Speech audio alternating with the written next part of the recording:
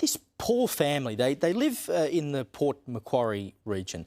They have applied for, get your head around this, 123 separate rental properties and been refused for all of them. And you're probably sitting at home thinking, geez, what are they, slobs? What's wrong with them? What's the go here? They're a family, mum and dad, they've got 4 kids. The husband is the carer for his mother. So they're a family of 5, 6, 7 people, right?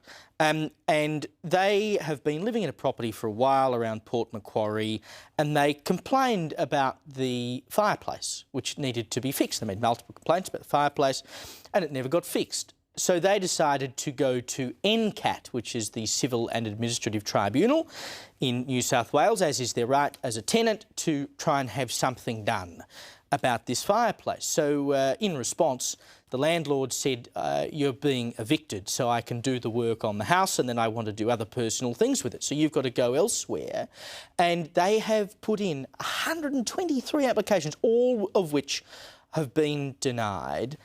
This woman says, because Amanda Jarek is her name, because it's got around town that she took the last landlord to NCAT, and she's spoken to agents, and all the agents have said, look, there's nothing wrong with your application, you're good tenants, but the landlords just don't want to take the risk because you've taken someone to NCAT, which kind of proves the point. And I'm a landlord. I say this as a landlord myself, and I try to be a decent landlord, and in the past I've not put the rent up because, you know, they're good tenants. I'd rather keep a good tenant than churn it over.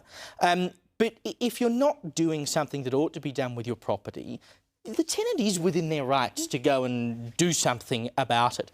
And to then sort of turn around and have this form of retribution where you then basically cannot get a roof over your head, and this poor family, is now having to look at like crisis homeless accommodation for somewhere to live. I just find absolutely absurd. It kind of proves just how bad the cost of living and housing crisis is in this country, because the landlords can be that picky and choosy that someone does one thing wrong, you're off forever. Well, the sad thing is that this family was saying that some of the properties that they had actually applied to rent, that they were obviously denied from, are still sitting there on the market.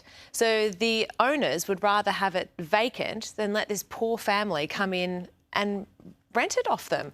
I think this story is just devastating, and as the mum has rightly pointed out, she never thought that she would be homeless or in this point of her life. And I think this does open up a wider discussion of what we should be having in this country, and it is the sheer size of homelessness. You know, there was a recent article on Homelessness New South Wales website, and they had said that since 2020, the sleeping rough had increased by 50%.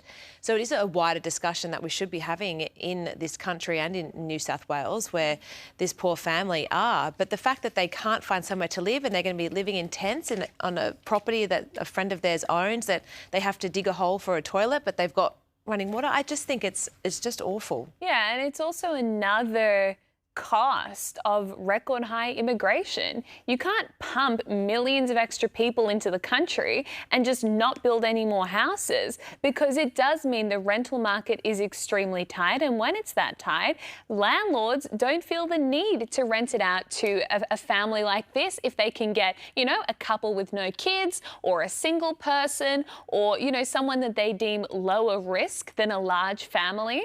And it's really sad. And this is the human cost of the housing crisis, caused by, you know, slow planning, all of those supply issues, but also record demand. And it's very sad.